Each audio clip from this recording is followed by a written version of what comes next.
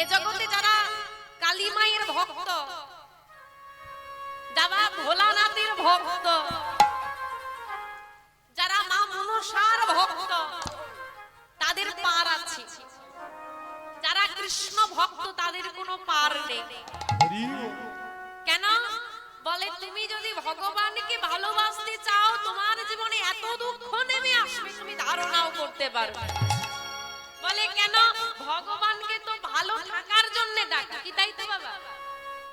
মন্দিরে গেলে প্রণাম করে কিছু চাই বা না চাই এটুকু বলে আসি, হে গোবিন্দ ভালো রাখো আমাদের। বলি না আমা, বলি তো আমা আমাদের ভালো রাখো, ভগবানকে বলো তো। তা ভালো রাখবে কে? যে মন্দিরে বসে আছে খোঁজ নিয়ে দেখেছো সে ভালো আছে কিনা? সে ভালো থাকলে তো তবে তোমাকে ভালো রাখবে। সে ভালো আছে তো, সেই খবরটা আর কেউ নেয় না।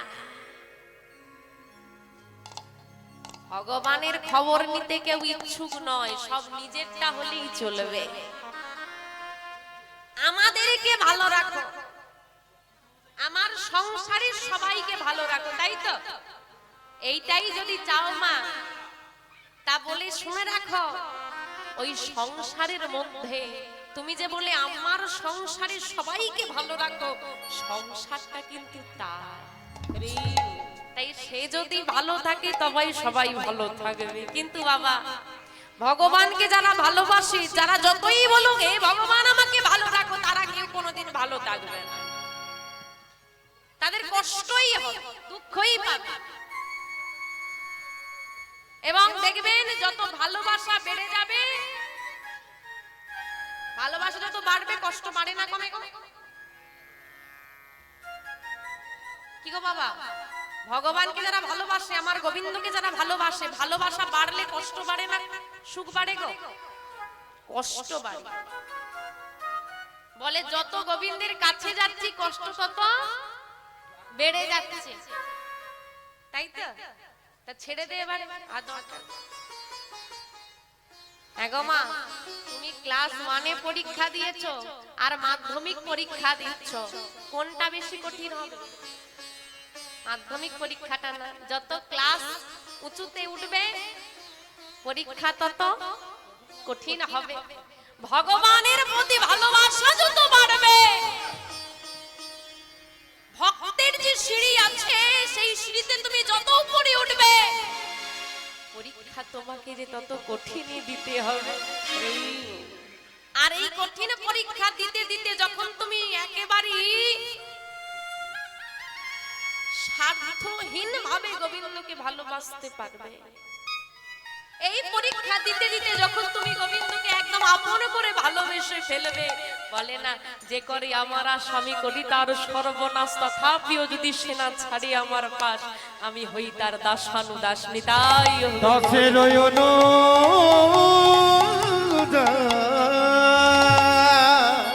তখন গিয়ে ভগবান তোমার দাসত্ব বরণ করবে। ভালোবাসাটা আমা, তাই আপনারা সেই সাধুগুরু বৈষ্ণব ভক্ত মণ্ডলী, আমি তো ভক্ত হতে পারিনি মা, আপনারা ভক্ত হয়েছেন। তাই আপনারা সবাই মিলে যেই যেখানে যে অবস্থায় যেমন ভাবে রয়েছেন, সেখান থেকেই আপনাদের নিজ নিজ চরণ ধুলা আমার মস্তকে দান করুন। সবাই মিলে আমায় কৃপা করুন, আশীর্বাদ করুন, যেন আপনাদের সবাকার চরণ ধুলে মাথায় নিয়ে আপনাদের কৃপায় শক্তিশালী হয়ে এই মহতি হরিবাসে দাঁড়িয়ে আমি কিছু গৌর কথা, কৃষ্ণ কথা বলতে পারি। জানি না কতটুকু বলতে পারবো মা, যতটুকুই বলি না কেন তার মধ্যে থাকবে অসংখ্য ভুল ত্রুটি। লীলা পরিবেশনার্থে আমি যদি কোনো ভুল ত্রুটি করে থাকি, বাবাদের চরণে অপরাধ করে থাকি, মায়েদের মনে ব্যথা দিয়ে থাকি, অন্যায় করে থাকি, ভুল কথা বলে থাকি, আমায় নিজ গৃহের সন্তান সম মনে করে ক্ষমা করে দেবেন। শ্রী গুরু নিতাই গৌর সদানন্দ প্রেমানন্দে হরি হরি হরি হরি কৃপা করো বৈষ্ণব কৃপা করো দয়াল গুরুদেব, আমি নামে বলিতে পারি কৃপা করো। করুণা করো গুরুরে। আজকে মা এই যে হরিবাসরে আমরা বসেছি, এই হরিবাসরে আমাদের বসার উদ্দেশ্য আছে, তাই তো? তা কি উদ্দেশ্য? এদিকে এদিকে এদিকে গল্প শেষ না এখনো বাকি আছে? এবার যা গল্প হবে সব আমার সঙ্গে। আরে নিজেদের গল্প রোজ হবে, রোজ আমা নিজেদের আলোচনা রোজ হবে, ভগবানের কথা রোজ হবে না। নিজেদের সেবা রোজ হয়, গোবিন্দ সেবা কিন্তু রোজ হয় না। আজকে আমরা গোবিন্দ কথা আস্বাদনে গোবিন্দ সেবায় এসেছি। জানি মন চঞ্চল হবে, কথা হবে, হোক অসুবিধে নেই, যতটুকু না বললেই নয় ততটুকু খুব কম নিবেদন আমার। ভগবানের কথা তো যতটা মনোনিবেশ করে আস্বাদন করবেন ততটা ভালো লাগবে। যদি মনটা নিবেশ করা না যায়, মানে মন দিয়ে শোনা না যায়, তাহলে কিন্তু ভালো লাগবে না। রাধে রাধে। তো মা আজকে আমরা এখানে এসেছি, আমাদের উদ্দেশ্যটা কি? ও মা কি উদ্দেশ্যে এসেছো? ও মা বলি কেন এসেছো? বাড়িতে কাজ নেই? কেন এসেছি? না শুনতে। বাহ। আর আমি কেন এসেছি? শোনাতে। মানে আমি এসেছি বলতে আর তোমরা এসেছো শুনতে। কিন্তু এদের মাঝখানে আরেকটা দল আছে, তোমরা এক দল আমি এক দল, তাই তো? আমরা এসেছি শোনাতে, আমাদের একটা দল, তোমরা এসেছো শুনতে, তোমাদের একটা দল, এর মাঝখানে আরেকটা দল আছে, কারা বলো তো?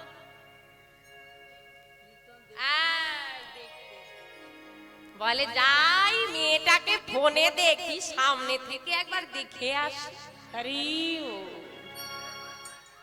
এই রকম কতজন আছে একটু হাত তোলো দেখি বাবা। বলে দেখবো আর চলে যাব। এটা হচ্ছে কীর্তন দেখা। হরি বল হরি বল। কীর্তন দেখলে হবে না মা, কীর্তন শুনিতে হবে, বুঝলে?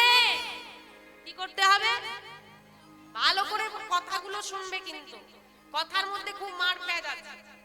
বলে কীর্তন শুনিলে হবে না, শুনিতে হবে, তবেই তো কীর্তন শোনা সার্থক হবে। বুঝতে পারলে? কি গো বুঝতে পারলে? কেউ বুঝতে পারেনি, অথচ সবাই গান গাইছে। আমি কি বললাম? কিন্তু কীর্তন শুনিলে হবে না, কীর্তন শুনিতে হবে। বুঝতে পেরেছো?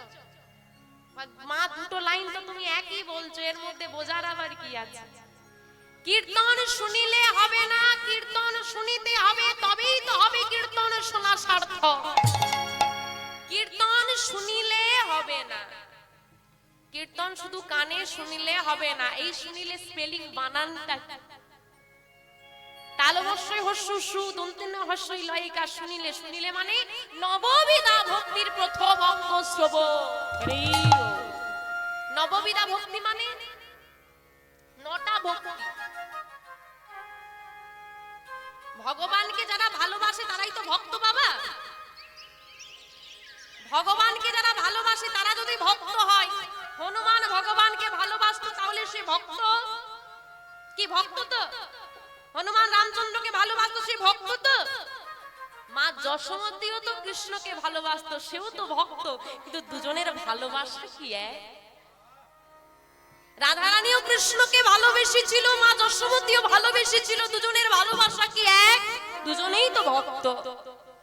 তাই বললে যে যত বড়ই ভক্ত হোক না কেন, একটা পথ আছে।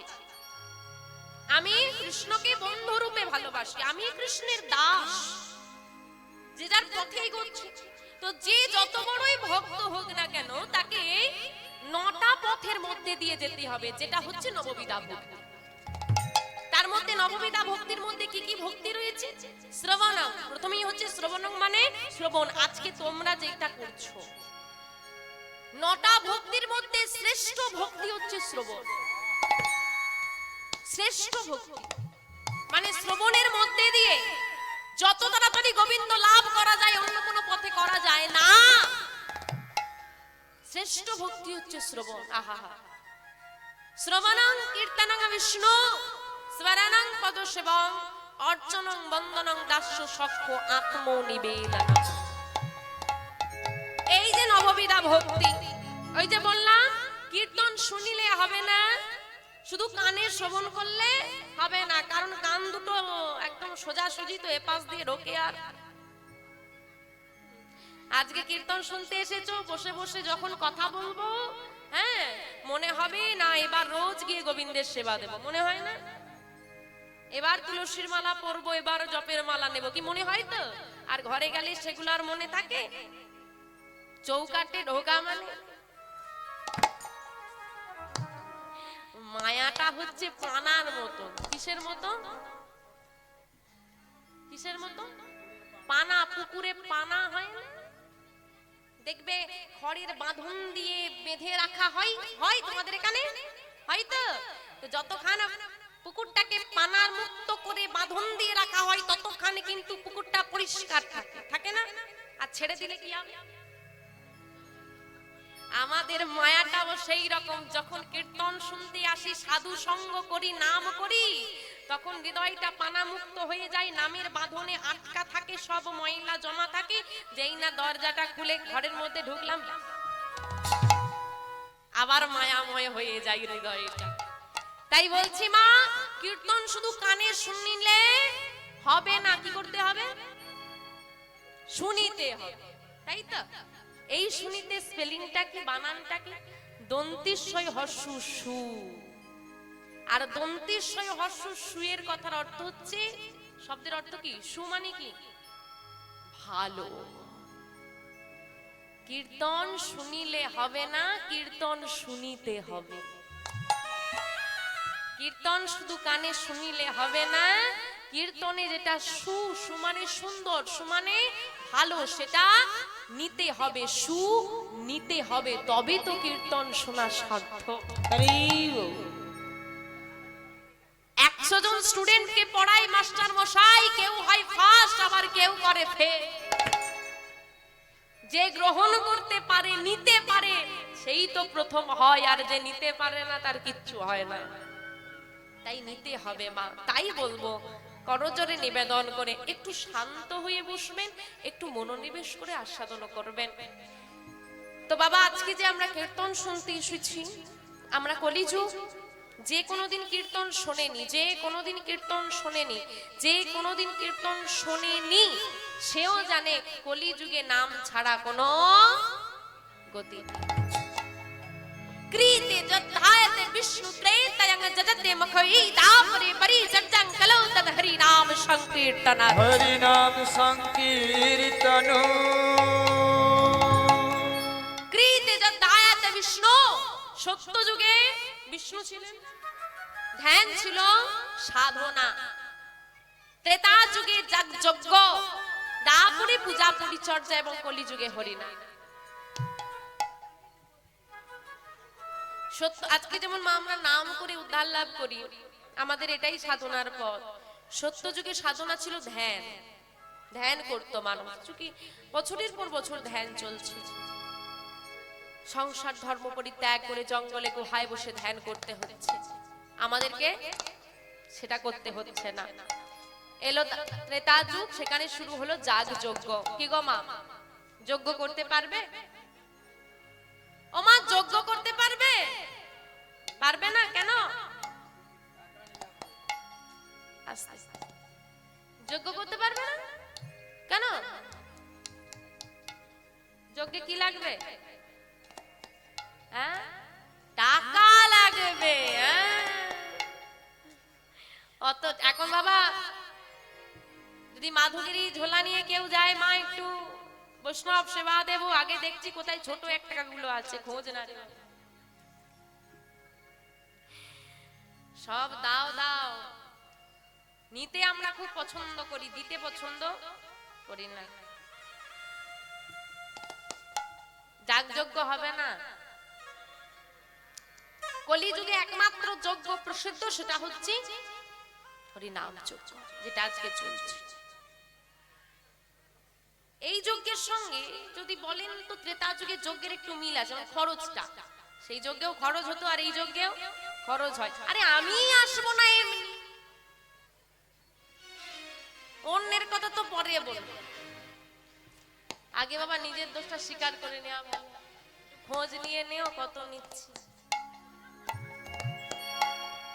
রাধে রাধে। কিন্তু বাবা যখন ত্রেতা যুগে যজ্ঞ হবে, যিনি আহুতি দান করবেন তার উপকার, আর যিনি মন্ত্র পাঠ করছেন তার উপকার। আজকে এখানে একটা যজ্ঞ চলছে, দেখো মা, যিনি বলছেন তার উপকার, যিনি শুনছেন তার উপকার। এই যে এত মানুষ উপকৃত, যজ্ঞে যে আহুতি দেবে আর যিনি মন্ত্র পাঠ করবেন, দুই পক্ষ উপকৃত হচ্ছে। আর এখানে করাচ্ছেন তারা উপকৃত, আমরা করছি আমরাও ফল পাচ্ছি, এত মানুষ শুনছে সবাই ফল পাচ্ছে। তাই তাহলে মহৎ হলো না, মহৎ যজ্ঞ হলো। তো এলো পূজা পরিচর্যা, দাপর যুগে সাধনা হচ্ছে পূজা পাঠ। তা পুজোটা আমাদের হয়, হয় না? হয়তো আমার পুজো হয়তো নিঃস্বার্থ পূজা হয়, নিঃস্বার্থ পূজা হয়, নিঃস্বার্থ পূজা হয়, নিঃস্বার্থ পূজা হয়। শোনো, বাড়িতে পুজো একটা সুন্দর শাড়ি কিনে দেবে না, আর কি হবে? শাড়িটার দাম 1000 টাকা, আর ঠাকুরকে যে গামছাটা দেবে ওটা মার্কেটের সব থেকে ছোট গামছা। হ্যাঁ, আর যখন চাইবো ওটা দেওয়া হলো, আর যখন চাইবো ধনং দেহি যশং দেহি বিদ্যাং দেহি, সব দাও নাও পচা কলা। এই তো আমাদের পচা কলা। কেন জানো না? ওই যে নারায়ণ পুজো ওই সিন্নি দেয় না, আমি দেখেছি সব যেগুলো খারাপ দাগ লেগে গেছে ওগুলোই দেয়। হরি বল হরি বল। ভগবান তোমার কাছে মিষ্টান্ন রাজভোগ চায় না, চাই শুধু এক বিন্দু ভালোবাসা। ভগবান তোমার কাছে রাজভোগ চায় না, চাই একটু নয়নের বাড়ি। ভগবান চাই না গো দামি পোশাক, চাই শুধু মনের একটু ভালোবাসা। আমার ভগবান যদি দামি খাদ্য বস্তু চাইতো, আমার ভগবান যদি দামি পোশাক চাইতো, আমার ভগবান যদি বড় লোকেরও হতো, তাহলে দুর্যোধনের ঘরে সেবা নিত, স্বর্ণ পাত্রে রাজকীয় সেবা না গো না। ওই রাজকীয় সেবা ফেলে দিয়ে বিদুরের ঘরে এসে কলার খোসা সেবা ভগবান করত। ভগবান ভালোবাসা চাই গো, রাজ অন্য রাজভোগ নয়। কিন্তু আমরা এসেছি কলিযুগে, যে কলিযুগে পূজা করা লাগে না, লাগে না যাগযজ্ঞ, লাগে না ধ্যান।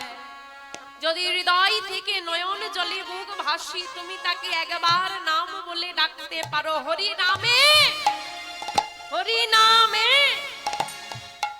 হরি নামে, হরি নামে। আরে ভগবানকে কৃপা নামানোর আর অন্য কোনো পদ নেই, নাম করলেই নামে হরি নামবে। তা করবে কি গো মা, করবে? হরিকে নামাতে পারবে? হরি নামে, হরি নামে, এমন হরি নাম গাইতে হবে যেন হরি নেমে আসে। কি নামাতে পারবে? না না, পারবে না। পারবে? জোর আছে? দেখি গাও দেখি একবার আমার সঙ্গে। হরে কৃষ্ণ হরে কৃষ্ণ কৃষ্ণ কৃষ্ণ হরে হরে, হরে রাম হরে রাম,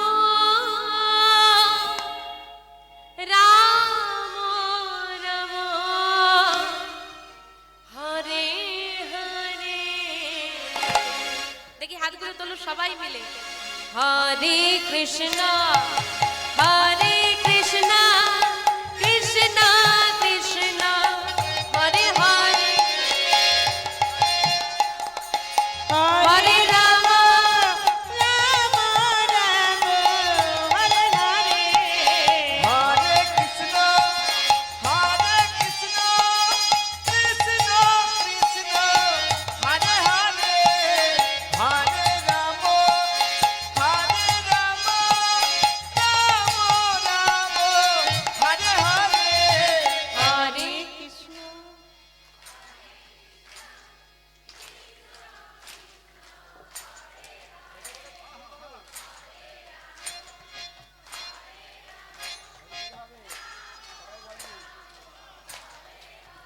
আস্তে আস্তে এইটুকুটা একদম পাস করে গেছে, বাকিগুলো কি হয়েছে? ও দেশ ভাগ হয়ে গেছে নাকি? ওরা ওরা সামনে আছে গাইছে গান, আমরা বসে থাকি না, এমন কেন? সবাই একসঙ্গে গাইতে হবে তো। আরে বাবা, আমি না হয় দেখতে পেলাম না, তুমি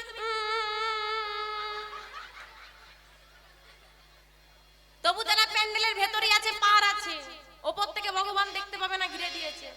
তোমরা তো বাইরে বসে আছো, দেখতে পাচ্ছ সরাসরি একদম, বুঝলে তো? আর দাদা ভাইরা ভালো কাজ করেছে, কোথাও অন্ধকার রাখেনি, সব দিকে আলো করে দিয়েছে, বলতে সুবিধে হবে।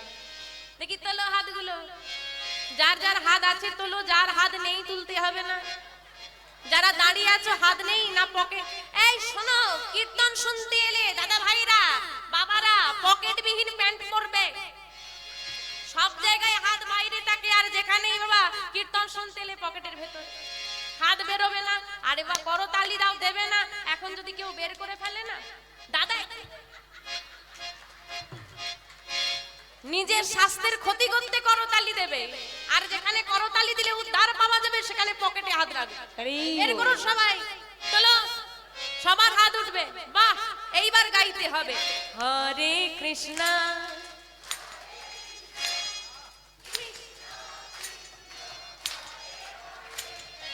হরে রাম হরে রাম।